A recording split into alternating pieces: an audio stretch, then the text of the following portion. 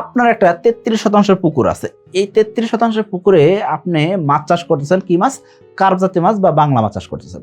এই বাংলা মাছ বা কার্প জাতীয় মাছের মিশ্র চাষ যখন করতেছেন, সেই ক্ষেত্রে আপনি কি করতেছেন? মাছের খাবার দিবেন। এখন এই 33%-এ আপনি কত কেজি ফিড দিবেন? খাবারটা আপনি দিবেন, সেক্ষেত্রে কত কেজি খাবার দিবেন এবং কি এই খাবারটা কিভাবে নির্ধারণ করবেন সেটা আপনি জানেন না। পাশাপাশি কতটুকু খাবার দিতে হবে, কোন ধরনের খাবার দিতে হবে সেটা আপনি জানেন না। আজকে ভিডিও যদি দেখেন, সেক্ষেত্রে আপনি জানতে পারবেন কি আপনার পুকুরে মাছের সংখ্যা অনুযায়ী আপনি কিভাবে খাবার দিবেন, কত বেলা খাবার দিবেন এবং কি কোন ধরনের খাবার দিলে আপনার মাছের রেজাল্ট ভালো আসবে সে সম্পর্কে জানতে পারবেন। তো চলুন শুরু করা যাক। এখনো যারা চ্যানেলটিকে সাবস্ক্রাইব করেনি, সাবস্ক্রাইব করে দিবেন, বেল বাটন প্রেস করে দিবেন, যাতে নতুন নতুন ইনফরমেটিভ ভিডিও আসলে সঙ্গে সঙ্গে দেখতে পারেন। দেখুন 33% পুকুরে আপনি মাছ চাষ করতেছেন, এখানে ফিড নির্ভর মাছ চাষ হবে। কারণ কি আপনি রুইয়ের পরিমাণ বেশি রাখছেন, পাশাপাশি নিচের স্তরে যে মাছগুলো আছে সেই মাছের পরিমাণ বেশি রাখছেন। এই মাছগুলো কিন্তু ডিরেক্ট ফিড খায়। সো ফিড নির্ভর যখন মাছ চাষ হচ্ছে, সেক্ষেত্রে আপনাকে অবশ্যই খাবার দিতে হবে। খাবার ছাড়া যদি মাছ চাষ করতে চান, সেক্ষেত্রে বাণিজ্যিক আকারে মাছ চাষ হচ্ছে না, অর্থাৎ আপনি জাস্ট মাছ ছেড়ে রাখছেন, কোনো রকম খাবার দিয়েছেন বা খাবার দিয়েছেন না, ওই ধরনের মাছ চাষে কিন্তু লাভ করা যায় না। এখন আপনি যখন বাণিজ্যিক আকারে মাছ চাষে আসছেন, সেক্ষেত্রে অবশ্যই ফিড দিতে হবে। এখন ফিড যখন দিবেন, সেক্ষেত্রে খাবারটা আপনি কিভাবে দিবেন সেটা বের করতে হলে আপনাকে কি করতে হবে? সর্বপ্রথম আপনাকে জানতে হবে কত পিস মাছ আপনার পুকুরে মজুত করা আছে। এই 33% পুকুরে আপনি কত পিস মাছ মজুত করছেন, কোন কোন মাছ কতগুলো মজুত করছেন সেটা আপনাকে জানতে হবে। অর্থাৎ আপনি নিচের স্তরে কার্পু দিচ্ছেন এবং মৃগেল দিচ্ছেন, ওই মাছের সংখ্যা কতটুক, মধ্যম স্তরে রুই দিচ্ছেন, রুই মাছের পরিমাণ কতটুক, উপর স্তরে সিলভার কার্প, ব্রিগেড বা কাতল যেটি দেন না কেন সেই মাছের পরিমাণ কতটুক সেটা আপনাকে জানতে হবে। কারণ কি উপর স্তরের মাছের জন্য আমাদের ফাইটোপ্লাঙ্কটন, জুপ্লাঙ্কটন তৈরি করতে হয়, মধ্যম স্তর এবং নিচের স্তরের জন্য আমরা কি করতে পারি? ফিড দিতে পারি। সো এখন এই যে ফিডটা দিব, কতটুক দিব সেটা বের করতে হলে আমাদের কি জানতে হবে? কত পিস মাছ মজুত করা আছে সেটা আপনাকে জানতে হবে। 2026 সালের এসে তেলাপিয়া পোনার দাম নির্ধারণ করা হয়েছে প্রতি পিস 1 টাকা 45 পয়সা করে। তবে 2026 সালে জানুয়ারি ফেব্রুয়ারির মধ্যেও বুকিং করতে পারেন, তাহলে আপনি পাবেন প্রতি পিস 1 টাকা 30 পয়সা করে। তাহলে আর দেরি কেন, আজই এসে তেলাপিয়া পোনার অর্ডার করুন। 2 নম্বর যে জিনিসটা জানতে হবে কি, সেটা কি মাছের সাইজ কি।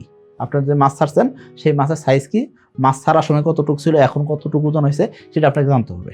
এরপরে যে জিনিসটা আপনাকে জানতে হবে সেটা কি, কত কেজি মাছ আপনার পুকুরে মজুত করা আছে। অনেকের পুকুরে অনেক বেশি মাছ দেওয়া থাকে, মাছের গ্রোথ এরকম আসতে চায় না। এখন আপনি অনেক বেশি মাছ দিয়ে রাখছেন, সেই ক্ষেত্রে মাছের গ্রোথ যদি না আসে, ভালো মানের খাবার দিলে কি রেজাল্ট আসবে? তো ভালো মানের খাবার দিলে কিন্তু রেজাল্ট আসবে না। সো আপনাকে মজুত ঘনত্ব সঠিক রেখে চাষ করতে হবে, তাহলে আপনি রেজাল্ট পাবেন। এই জন্য আপনাকে বের করতে হবে কি কত কেজি মাছ আপনার পুকুরে মজুত করা আছে। প্রতি শতাংশে আপনি 30 কেজি বা 35 কেজি মাছ উৎপাদন করা টার্গেট করতে পারেন। কারণ কি ছোট পুকুর, এই ছোট পুকুর থেকে আপনি শতাংশে 35 কেজি 40 কেজি উৎপাদন করতে পারবেন না। সো আপনি কার্পজাতীয় মাছ যখন চাষ করতেছেন, সেক্ষেত্রে 25 কেজি বা 30 কেজি উৎপাদন হতে পারে, অনেক সময় সর্বোচ্চ 35 কেজি মতো উৎপাদন করতে পারেন যদি আপনি 33% ছোট পুকুরে চাষ করে থাকেন। এখন প্রশ্নটা, আমার মাছের ওজন বের করলাম, কত পিস মাছ আছে সেটাও বের করলাম, পাশাপাশি কি সাইজের মাছ আমি ছাড়ছি বা কি সাইজের মাছ এখন পুকুরে আছে সেটা আমি বের করলাম। এখন আপনি কোন ধরনের খাবার দিবেন সেটা আপনি জানবেন কেমনে, বা কোন ফিডটা আপনি ব্যবহার করবেন সেই সম্পর্কে আমরা জানার চেষ্টা করব। আমাদের যদি 33% একটা পুকুর থাকে, সেই ক্ষেত্রে আমরা কি করতে পারি? উপর স্তরে সিলভার কার্প বা কাতল মাছ ছাড়তে পারি। সেই ক্ষেত্রে শতাংশে 1 পিস সিলভার কার্প, 1 পিস কাতল ছাড়তে পারি। অনেক ক্ষেত্রে কাতল না দিয়ে অনেকে কি করে থাকেন, সিলভার কার্প হয়তো 3% 2 পিস করে অনেকে সিলভার কার্প দিয়ে থাকেন। সো এক একজন আসলে এক এক নিয়মে চাষ করে থাকেন। সো উপর স্তরে যে মাছগুলো আছে সেই মাছের জন্য কিন্তু আমরা ডিরেক্ট ফিড দিব না। সো তাদের জন্য আমরা কি করব? অবশ্যই ফর্মুলা তৈরি করে খাবার দিব। সেই সম্পর্কে আমাদের ভিডিও দেওয়া আছে, সেই ভিডিও আপনি দেখে নিতে পারেন। তাহলে আমাদের মধ্যম স্তরে যে মাছ আছে সেটা কি? রুই মাছ। নিচের স্তরে যে মাছগুলো আছে সেগুলো কি? মৃগেল মাছ, কালীবাউস মাছ এবং কি কার্পি মাছ। এই মাছগুলোর জন্য আমরা কি করব? খাবার নির্ধারণ করব। এই ক্ষেত্রে খেয়াল করবেন, আমাদের দেশে যে মিশ্র চাষটা হয়, সেক্ষেত্রে মধ্যম স্তরের মাছের সংখ্যাটা কিন্তু বেশি রাখা হয়। উপর স্তর এবং নিচের স্তর মিলে যেই পরিমাণ মাছ থাকে, মধ্যম স্তরে কিন্তু সেই পরিমাণ মাছ থাকে।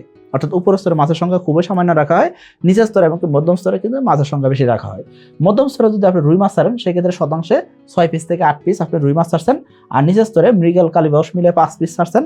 অর্থাৎ মৃগেল মাছ অথবা কালীবাউস মাছ দুইটা মিলে আপনি 5 পিস, অথবা শুধু মৃগেল মাছ আপনি 5 পিস ছাড়তে পারেন। এই 5 পিস আপনি মাছ ছাড়লেন, নিচের স্তরে আপনি কার্পি মাছ দিলেন আরো 1 পিস। এই দিয়ে আপনি মাছ চাষ করবেন।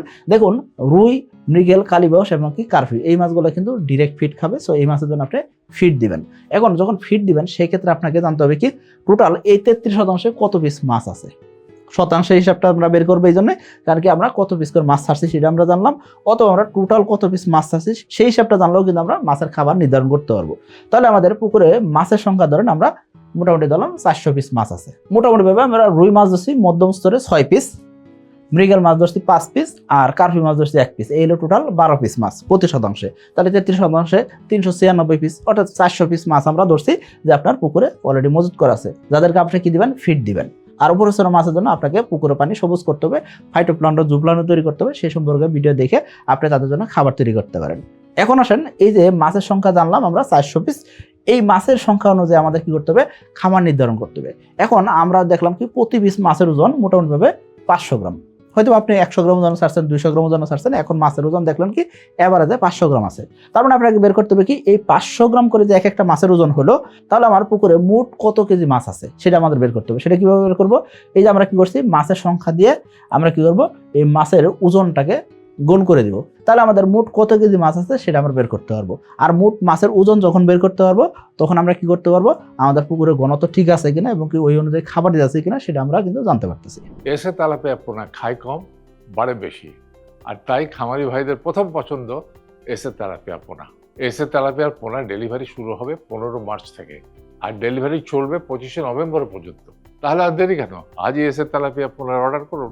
আপনার পুকুরে মাছের সংখ্যা আছে 400 পিস এবং কি মাছের সাইজ আছে 500 গ্রাম, তাহলে মোটামুটিভাবে আপনার পুকুরে 200 কেজি মাছ আছে, তাই না? অর্থাৎ যদি আপনার 2 পিস মাছ মিলে যদি 1 কেজি হয়, মানে 500 গ্রাম ওজন যদি এক একটা মাছ হয়, 2 পিস মাছ মিলে 1 কেজি, তো 2 পিস মাছে যদি 1 কেজি হয়, তাহলে 400 পিস মাছ থেকে আপনি পাইতেছেন কি 200 কেজি মাছ।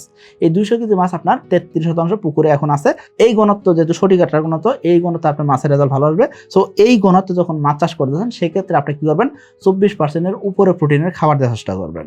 25% 26% প্রোটিনের খাবার দিলে সবচেয়ে ভালো হয়। যেহেতু মাছের ওজন এখনো বেশি বড় হয় নাই, সো এই মাছগুলো একটু ভালো প্রোটিনের খাবার পেলে আরো দ্রুত রেজাল্ট আসবে। এখন বলতে পারেন, এই যে 200 কেজি মাছ আমার পুকুরে আছে, এদের জন্য আমার দৈনিক কত কেজি খাবার দিতে হবে। দৈনিক খাবার হিসাবটা বের করতে গেলে আপনি কি করবেন, পার্সেন্টেজ হিসাবে রাখবেন, পাশাপাশি মাছের খাবার চাহিদাও দেখবেন, দুইটা জিনিস দেখবেন। পাশাপাশি আপনার পুকুরে পানির পরিবেশও দেখতে হবে, দেখে আপনাকে খাবার নির্ধারণ করতে হবে। এক্ষেত্রে মাছের ওজন যেহেতু মোটামুটিভাবে 500 গ্রাম হয়ে গেছে বা 500 গ্রামের আশেপাশে হয়ে গেছে, সেক্ষেত্রে আপনার হয়তো প্রতিদিন 5 কেজি থেকে 6 কেজি খাবার বা তার কম বেশি লাগতে পারে। অর্থাৎ 3% খাবার আপনি দিতে পারেন। টোটাল বডি ওজনের 3% খাবার দিলেন, অর্থাৎ 100 কেজি মাছের জন্য 3 কেজি খাবার দিলেন, 200 কেজি মাছের জন্য 6 কেজি খাবার দিতে পারেন। যদি দেখেন এই খাবার দেওয়ার রেজাল্ট কম আসতেছে, তার মানে খাবারের পরিমাণটা কম হচ্ছে। 10 দিন পরে মাছের ওজন দিলেন, ওজন দিয়ে যদি আপনার কাছে মনে হয় যে খাবার পরিমাণ কম হচ্ছে বা মাছের গ্রোথ কাঙ্ক্ষিত আসতেছে না, সেক্ষেত্রে খাবার পরিমাণ কিছু বাড়াইতে পারেন। আর যদি দেখেন যে এই 3% খাবার দেওয়াতে আপনার পুকুর পানি অতিরিক্ত সবুজ হয়ে যাচ্ছে, সেক্ষেত্রে আপনি কি করবেন, খাবার পরিমাণটা একটু কমাই দিবেন। সেক্ষেত্রে 4 কেজি বা 3 কেজি 3.5 কেজি খাবার লাগতে পারে। অর্থাৎ এক একজনের পুকুরের কন্ডিশনের উপর নির্ভর করে খাবারটা দিতে হয়। এবং অনেকে লুজ খাবার ব্যবহার করে থাকেন, লিকুইড খাবার ব্যবহার করে থাকেন, এক্ষেত্রে কিন্তু মাছ সকল খাবার খাইতে পারে না। অনেক সময় কিন্তু এই খাবার থেকে পুকুরে প্রাকৃতিক খাবার অনেক বেশি হয়ে যায়, ফাইটোপ্লান্টের ব্লুম তৈরি হয়ে যায়। এই কারণে দেখা যায় কি মাছের অক্সিজেন স্বল্পতা হতে পারে, পাশাপাশি মাছের গ্রোথ কম আসতে পারে। আশা করি বুঝতে পারছি। সো আপনি এই যে খাবারটা দিবেন, খাবারটা অবশ্যই কি করবেন, আপনি বডি পার্সেন্টেজ হিসাব করে খাবার নিয়ে যাবেন ঠিকই, কিন্তু খাবারটা কিন্তু মাছের চাহিদা অনুযায়ী দেখে দিবেন। কারণ কি বৃষ্টি হয়ে যাচ্ছে, যখন বৃষ্টির দিনে আপনার মাছ এত খাবার খাবে না, সো বৃষ্টির দিনে খাবার বন্ধ রাখতে পারেন। আবার দেখলেন কি আবহাওয়া মেঘলা, এই ক্ষেত্রে মাছ কম খাবার খাইতে পারে। আশা করি বুঝতে পারছি। এখন এই যে 5 থেকে 6 কেজি খাবার আসলো, এই খাবারটা কি আপনি দিনে 1 বেলা দিবেন, নাকি 2 বেলায় দিবেন, নাকি প্রত্যেক বেলা এতটুকু করে দিবেন? না, সারা দিনে মিলে আপনি এই খাবারটা দিবেন। সকালবেলা আপনি 3 কেজি দিলেন, বিকালবেলা আপনার মাছের খাবার চাহিদা আছে দেখলেন, সেই ক্ষেত্রে আপনি 3 কেজি খাবার নিয়ে গেলেন। 3 কেজি খাবার থেকে যদি 2 কেজি খাবার খায়, 2 কেজি খাবার খেলো। যদি খাবার কম খায়, সেক্ষেত্রে আপনি কম খাবারই দিবেন। আশা করি বুঝতে পারছি। আর যদি 3 কেজি খাবার নিয়ে গেছেন, 3 কেজি খাবারে খেয়ে ফেললো, পরের দিন আপনি চাইলে কিছু খাবার বাড়াই দিতে পারেন, 250 গ্রাম খাবার একটু বিকেলবেলা বাড়াই দিতে পারেন।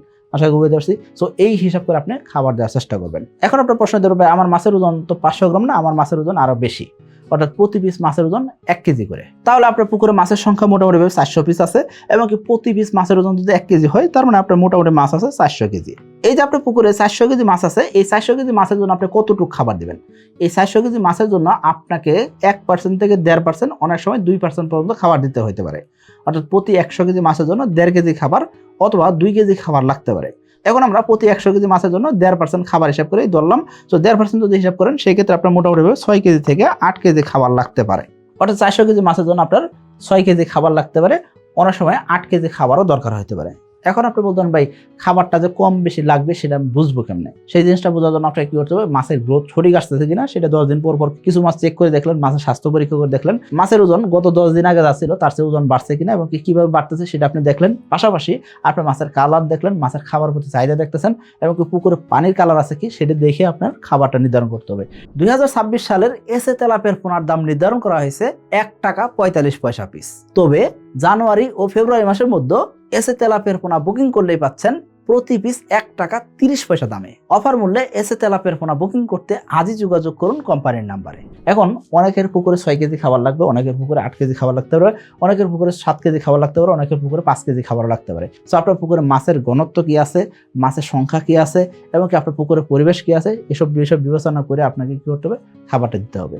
আশা করি বুঝতে পারছি। এই যে একটা ফিড ব্যবহার করতেছেন, ফিডের পাশাপাশি আপনার পুকুরে পানি সবুজ করার জন্য আপনি প্রতি মাসে মাসে চুন প্রয়োগ করে প্রোবায়োটিক প্রয়োগ করতে পারেন, অথবা অনেক খামারে ইস্ট মোলাসিস প্রয়োগ করে থাকেন, অনেকে আটা ইউরিয়া ব্যবহার করে থাকেন, অনেকে বিভিন্ন ধরনের সার প্রয়োগ করে থাকেন। সেটা আসলে ডিপেন্ড করে আপনি কিভাবে মাছ চাষ করতেছেন। সো আপনার পুকুরে মাছের খাবার দেওয়াটা খুব জরুরি। সো খাবারটা যদি সঠিকভাবে নির্ধারণ করতে পারেন, সঠিকভাবে খাবার দিতে পারেন, মাছের যদি আপনার গ্রোথ নিয়ে আসতে চান, সেক্ষেত্রে সঠিক ঘনত্বে মাছ চাষ করাটা খুব জরুরি। সো আপনি ঘনত্বটা সঠিক রাখার চেষ্টা করবেন, এতে করে আপনি রেজাল্টটা ভালো পাবেন।